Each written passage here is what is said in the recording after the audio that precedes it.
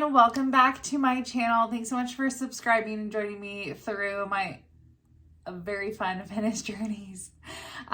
Today's video will be super quick. I just wanted to provide some updates on programming in the app, what we're going to be doing in January and launching a brand new program. I feel like we've launched a program every single month the last 3 months, which is super exciting. If you're a part of the app, thank you so much for subscribing. I love being able to work out with y'all and hear what you think of the program. So thank you so much. Also want to talk about my journey on this recent fat loss phase that I've been going through. Normally during the winter months, it is super freaking cold in Utah, hence this large blanket. Also, I made this, okay? I made this crocheted blanket and it is the best. So yeah, that's a whole nother video of crocheting and like if y'all want like some of my crochet work, but this blanket is so warm. Anyways, I normally go through a bulk during the winter because one, it's kind of around the holidays, right? Like you have Halloween and Thanksgiving and Christmas and New Year's and all of the things. So it's really difficult to do a fat loss program during that time. Like it is doable, but there are struggles. So that's kind of what I wanted to talk through today. A new program we're launching in January for the first of the year. And what the fat loss phase I'm going through is, some of the things that I'm doing to maintain that through the holidays, as well as the struggles that come with doing a fat loss phase in the holidays. So let's get into it. Okay, so when we're talking about a fat loss phase, the first thing I always do or tell my clients is, where am I currently at? I need to understand my fitness journey. And I need to understand if where I'm at currently means I do need to cut calories or I need to add calories, which is what you call reverse dieting. Okay. So first we're going to talk about that. So currently and this is my example, every client that I work with is going to be different. This is, do not take this video and be like, oh, I have a similar lifestyle. I'm going to plug and play and expect to see results. Everybody is different, and I encourage you to talk with your own fitness coach, your own nutritionist, registered dietitian, or if you don't have one, to message me directly and let us get in touch about one-on-one coaching, because this is super important. Like, everybody is different, and this is why we all have different macros, etc. So when I looked at where I was at in my journey, it was, right before my 36th birthday. I just turned 36 in November. I was like, okay, I'm ready to like dedicate my time to doing a fat loss phase. And yes, I'm doing it in the winter around holidays, and it can be a little tricky, but in my journey, I have been pretty much eating at maintenance for the last year or two. I've kind of been in these like weird ruts where I will start a fat loss phase and then something catastrophic will happen. Let's just be realistic. I was raw dogging life without therapy for about 6 months. So things just were all over the place. I am back in therapy. So we are ready to get back on track and get my shit together. Get my life going. 2024. Okay. Anyway, so I decided that I'm going to actually commit to a fat loss phase and actually really start to lean out so that I can put on lean muscle, and actually care about what I fuel my body with, right? Like, I don't want to go back into that mindset of thinking like, oh, foods are bad, foods are good, all of that stuff. Like, we don't want to repeat old habits. We don't want to fall back into old bad routines. However, like, there is a benefit for fueling your body with like a sweet potato versus a bag of chips. Like, it is just reality. So I really wanted to get back to that. That is where I'm at, and that is my choice. So I was like, okay, I've been at maintenance for 6 months. That is a true sign that I am ready to do a fat loss phase, because I've been at maintenance. I've been the same weight. I've been the same size, etc. So that's kind of where I'm at in my journey and why I started the fat loss phase. Now, if you're looking for like signs for you as like, okay, well, do I need to cut? Do I need a reverse diet? What does that look like? So if you are currently someone who has been dieting forever, say like you've been doing programs, not naming any names, that take you into like the 1,200 calorie, the 1,300 calorie, 1,500 calorie maybe mark, and you've been eating that way for years, months, weeks, whatever, and you're not seeing results, like you're not losing weight, you're not gaining weight, but you're not losing inches, you're not seeing performance improvements, you're not getting stronger, you probably need to add more food. So that is a sign that you probably should reverse diet. The other thing is, like, if you've been eating totally healthy, you've been eating good macros, like you are, maintaining your weight, you're not gaining weight, you're not losing weight, you might just be in maintenance and now you need to cut calories. That might be the case. If you're not getting stronger, but you're being really good at your like you're in a deficit, like you're doing all the things right for a fat loss phase, but you're not gaining any strength, you're not losing any weight, and you're just stagnant, then again, you might need to add calories. So we never want to look at someone who is working really hard in the gym, who's eating really clean, or clean as in like who's hitting their macros for a fat loss phase, and cut them more. More than likely, we need to add more to your plate as opposed to take more away. So there's a lot that goes into that mindset, which is why talking with a nutrition coach is so important. And if you are interested in coaching one-on-one with me, or doing like having me construct your macros for you, like jump over to my website, livelifebefearless.com. You can click on the training packages. There's information on how to get in touch with me about macro coaching, okay? Nutrition and macro coaching. So if you are not ready for that yet, it's too expensive, you don't know if you can commit, like all of the things that might come up with that, you can do this on your own. It's not rocket science, but when you're calculating your macros, it can be kind of rocket science-y. So if you want me to do a video of like how you can basically like track your macros, or like how you can construct your own macros for yourself, let me know. And maybe that will be the next YouTube video, as I kind of show you how to do that. If you would rather just use a program, the one I recommend that I think is the most accurate is the TDEE calculator, and I'll link that in the comments below. It's a free source. Again, take it with a grain of salt. Like, it's a free program. That means it could vary, but I think it's the most accurate if you're just trying to like start out. So again, you have to know what you're doing. So if you're going to reverse diet or you're going to be in a deficit. Okay, once you figure that out, then you need to know how much you need to eat in order to accomplish those goals. And that's where calculating your macros come in. So once you've done that, and now I know what my goal is, I know how much I'm supposed to be eating for my goal, now we can talk about like the actual process. So one of the things I want to bring up is this all or nothing mindset versus an all-in realistic mindset. Now, an all-in mindset sounds kind of scary as well, but I'm telling you, this is my thought process, and what I've told myself around this is how I'm currently tackling it. So, fat loss phases, bulking phases, even maintenance phases, you have to be realistic with your goals, right? So, like, if I'm like, okay, I want to be in a deficit, and I want to see results in 3 months, right? Like, I'm just making up numbers here, so this is just like probably like really over the top, but like, I want to hit my goal in 3 months. I'm going to be in the biggest calorie deficit they can take, which is I recommend no less than 500 per your maintenance. So taking 500 off your maintenance, that is the max I would recommend for any of my clients.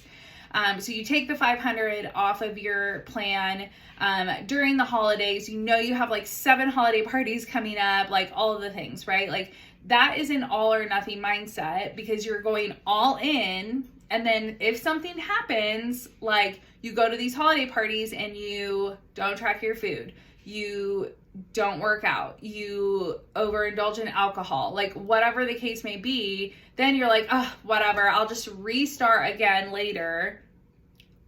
All or nothing mindset, right? So like, you're either all in or you're all out. So I honestly, like, I don't recommend people who have like a really like who want to do this realistically for a lifestyle change and want to see like true results and keep them off kind of thing. I don't recommend doing like a 500 calorie deficit to start.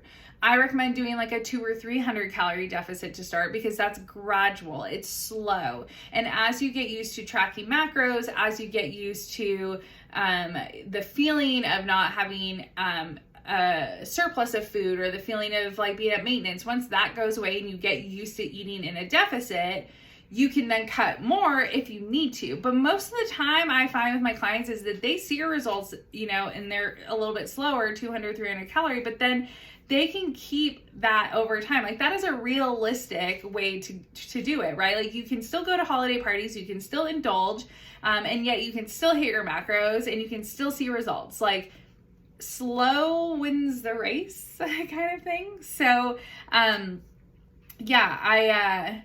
so that was one of the things I did, was I got really realistic about what I could handle during this period in my time.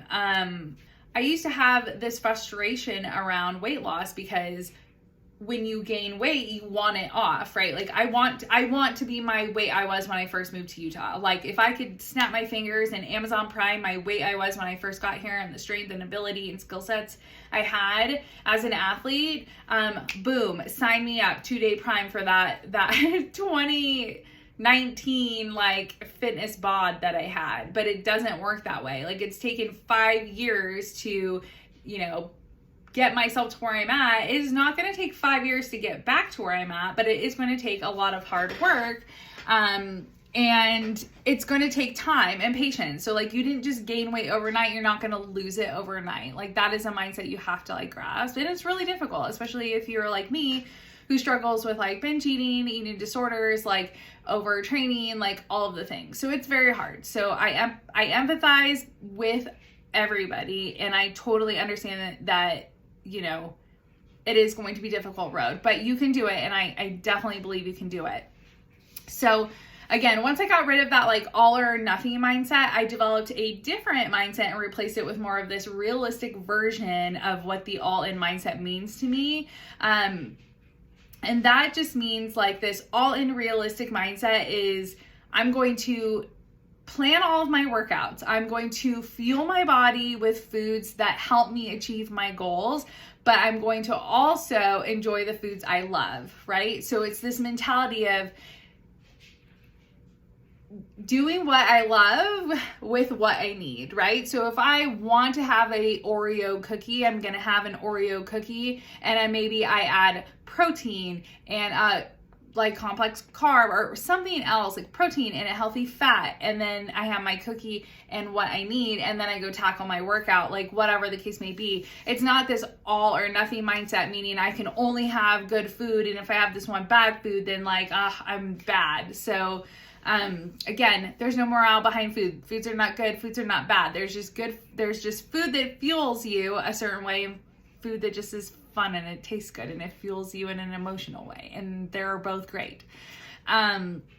So yeah, the other thing that's part of this all in realistic mindset is not like going balls to the wall with freaking working out. Like we're not working out 7 days a week anymore, going hardcore, doing double days every day of the week. We are taking active rest days where you're like going out and enjoying a walk, or going and walking around the mall, like whatever. You're still getting movement in, but like you're not doing hardcore workouts. Like we are also taking a day of self-care where we reset our bodies. We do light yoga, we do stretching, we walk, we do like, I don't know, some light cardio. We're not pushing our body 7 days a week. We're doing that maybe 5 at the very most, okay?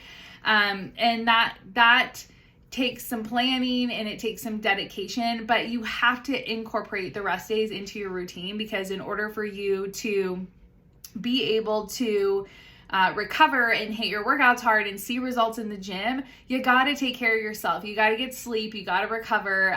That way you can perform the following day, the following week, whatever the case may be. Okay, so now we've talked about planning your workouts and incorporating rest days in them.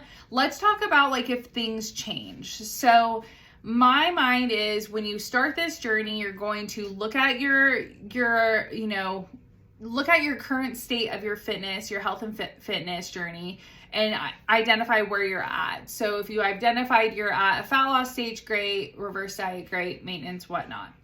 Then you're going to figure out how much you're eating. The next is you're going to plan out how much you're going to work out. Again, you probably should know that before you plan your macros, because it's going to ask you like how active you are to help give you the right macros. So after you've committed, say you committed to 4 days a week. So you've committed to the days you're going to work out, and then you calculate your macros, and that's the macro count you get.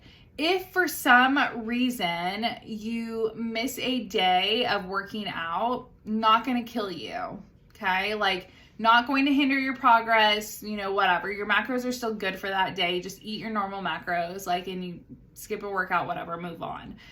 If you're finding that initially you said you would work out 4 days a week, and then in your season of life, you are actually only able to maintain 2 workouts per week, also okay, not a big deal. We change in the season that we are living in. It depends. If the holidays are crazy for you, you got kids, you got parties, you got work, etc., you might only get 2 days a weekend for you at the gym, and that's totally okay. But what I would suggest doing is recalculating your macros then, and instead of putting 4 days a week in for working out, putting in 2 days a week. That way your macros are based off of your actual activity that you can commit to. I would personally recommend probably sticking to your routine. If you can, stick to your routine 100%, right? No falters or anything, all in realistically for about a month. Then you can look at your lifestyle, you can look at your activity, your output, all the things, and determine, do I need to change my macros because I'm not hitting my workout goal, or do I need to change my macros because something is off in my routine? You reevaluate and readjust, right? If you're seeing results, you can keep those macros as you see results. As you stagnate, then you have to reevaluate, what could potentially be the problem. If you're not losing weight on the scale, are you losing inches, right? Pounds on the scale don't necessarily mean that you're not making progress. I always say, track your weight on the scale. That is one area of data. And then measurements, another area of data. And the third is, how do your clothes feel? What do you look like in the mirror? Before and afters are amazing, because you and I, we see ourselves every single day. But over time, you don't see the changes because of that. So by taking a before and then an after every month or every 4 weeks, you can see progressively what the progress is. And yeah, you might not move on the scale at all. So I'm all for that. Again, I think planning your workouts are super important. And I think having a structured program is even more important. And that's because it gives you a chance to see progress in your fitness side of your journey. If you are a client of the app, there are a ton of workouts to keep you keep your fitness up if you don't want to do an actual program, but you also have those 6-week dumbbell strength programs that you can choose. If you're not an app client, you can purchase that program on its own. And there's the fall programming, and then we are going to have that 4-week barbell program in the app for app users only. So you can check them out and you have that. If you have other programs at home, or you go to the gym, whatever, just try to structure your splits so that you're seeing progress and you're repeating the movements and you're really gaining strength over time, so you can track how you're doing as it relates to your nutrition. So I hope all those tips help. This video got way long, so I really appreciate you sticking around to kind of learn about my thoughts around the fat loss phase, being in caloric deficit. If you want to coach with me, I am accepting one-on-one coaching for next year, January 2024. I'm only accepting 5 spots though, so only 5 spots for Q1, possibly Q2. We'll open some more. You can find all that information at livelifebefearless.com. And if you like this video, please subscribe, and share with those who love, so that they can also learn a lot more about our programming and also the fat loss deficit phase. If you have any questions, definitely reach out. I always love hearing from you. You can comment below. You can send them through Instagram or the app, or email us at coachtina.teamfearlessfitness@gmail.com. All right, everyone, until next time, I hope you all have an amazing holiday if we do not launch another video before that. And we will see you in the new year for the barbell program. All right, again, remember, like, subscribe, and share, and we'll catch you next time.